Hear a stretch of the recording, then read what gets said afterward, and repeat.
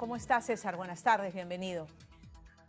Buenas tardes, Pamela. En efecto, el esquema de bicameralidad permite prever que, no obstante las iniciativas que se presenten en la Cámara de Diputados, que luego deberán ser dictaminadas por las comisiones, la mayoría de las cuales tiene una conducción que no es la del gobierno, sino de la oposición, Correcto. todas estas iniciativas, si las aprobase el Pleno, pasan en revisión al Senado, donde la mayoría es más o menos simétrica. Ambas fuerzas políticas tienen una composición similar, 50-50. Entonces, mucho va a depender de la capacidad que tengan los operadores, no tanto en la Cámara de Diputados, donde es posible prever que la oposición consiga aprobar ese tipo de iniciativas, sino los operadores que tenga la mayoría de gobierno en el Senado para conseguir que haya congresistas persuadidos de que es mejor apoyar al gobierno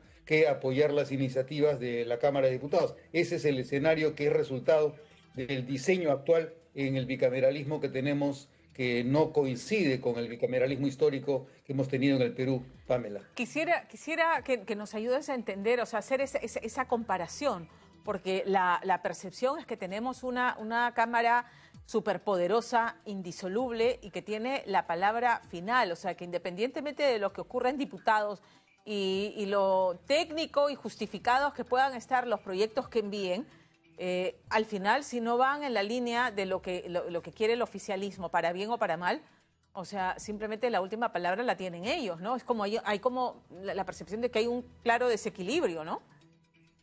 Bueno, todo va a depender, Pamela, Ajá. de la votación que se realice en el Senado, porque efectivamente el Senado tiene facultad de veto Ujú. respecto de las iniciativas aprobadas en diputados, lo cual querría decir que si una iniciativa es aprobada en diputados por la mayoría que fuese, va al Senado. Si hay mayoría suficiente, puede rechazar el proyecto Claro, se archiva y nunca va al Poder Ejecutivo. claro. Pero, contrariamente, la mayoría oficialista no consigue persuadir a miembros de la oposición para que voten por la modificación del proyecto, obviamente ese proyecto tendrá que ser aprobado conforme se consensúe entre ambas fuerzas, la mayoría de la oposición, y el resultado podrá derivarse al Poder Ejecutivo para la promulgación u observación por el Poder Ejecutivo.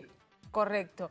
Es decir, el oficialismo depende de mantener una alianza firme, principalmente con Renovación Popular, ya hablando de las bancadas representadas en el Parlamento, y de su poder de negociación política y convencimiento con partidos de la oposición. ¿Cuántos votos necesita en la Cámara de Senadores para avanzar en sus propuestas el oficialismo?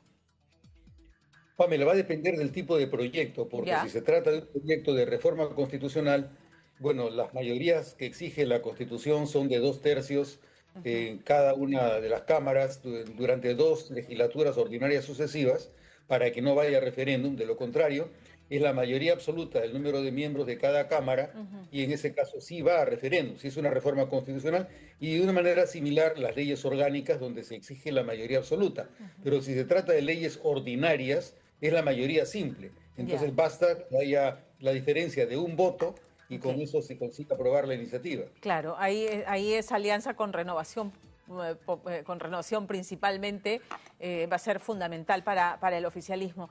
Hemos hablado de que el paquete de llamadas leyes pro crimen están siendo revisadas en la Cámara de Diputados y Juntos por el Perú tiene la presidencia de la Comisión de Justicia.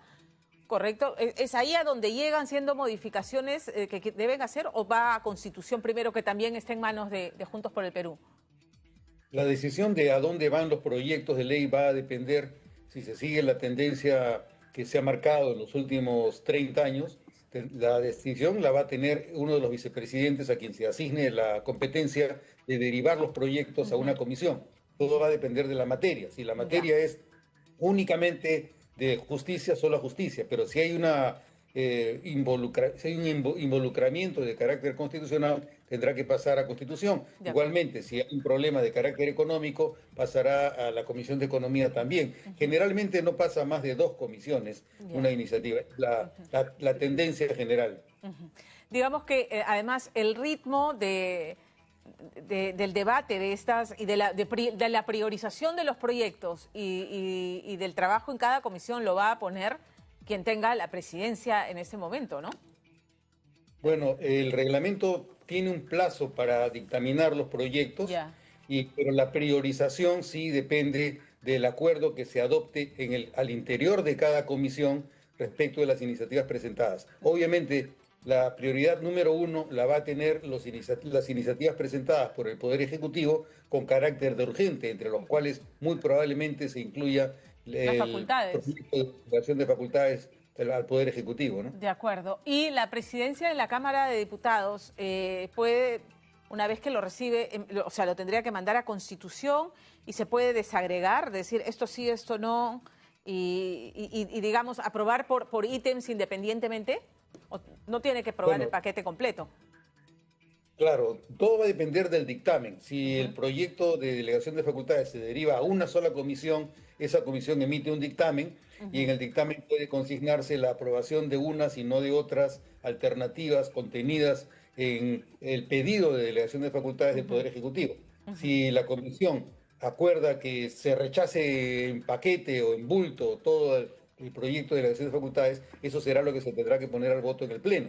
Pero Ya. si desagrega y dice unas cosas sí, otras cosas no, también cabe que eso vaya al Pleno y en el Pleno cabrá que luego del debate se presenten sustitutorios para ver si se corrige o no. Pero el problema central, Pamela, no va a estar en diputados, sino en el Senado, porque si Claro. diputados eliminara algunos de los ítems solicitados por el gobierno, en el Senado pueden volver a sustituirse y aprobarse el proyecto eventualmente tal cual lo solicitó el gobierno. El gran problema, ves, si es que en diputados se conseguirá la mayoría, porque no basta la suma de votos de Fuerza Popular más Renovación Popular, porque si sumamos no se alcanza a la mayoría absoluta, que es lo que se necesitaría para que se aprobara. Entonces, nuevamente, el problema es un problema de concertación o de negociación con las fuerzas opositoras para ver si es que alguien se persuade de que es mejor aprobar lo que la mayoría oficialista propone que se apruebe. De acuerdo. En comparación al modelo bicameral que regía antes de la modificación constitucional de la Constitución del 93, ¿qué rescatas de este nuevo modelo o debimos seguir la hermenéutica que se sigue en la Constitución del 79? Mira, me parece que efectivamente lo que se ha buscado siempre es que las funciones de ambas cámaras no sean las mismas y que haya cierta tendencia a la asimetría. La asimetría la teníamos parcialmente con la Constitución de 1979. La de 1993, con la última reforma constitucional, ha acelerado, ha radicalizado la asimetría, otorgándole mucho poder al Senado, con lo cual se puede deducir que lo que se ha buscado es una suerte de continuismo del régimen unicameral. ¿Por qué? Porque si tú tienes dos cámaras, pero la Cámara Baja, la Cámara de Diputados, toma decisiones que luego pueden ser corregidas tutorialmente por el Senado, obviamente es como si no tuvieras Cámara de Diputados Claro. y el Senado actúa como si fuera un Congreso unicameral, lo cual puede derivar en lo que ya hemos tenido previamente, que sería un tipo de régimen político considerado como un régimen de asamblea, donde la asamblea principal es la del Senado.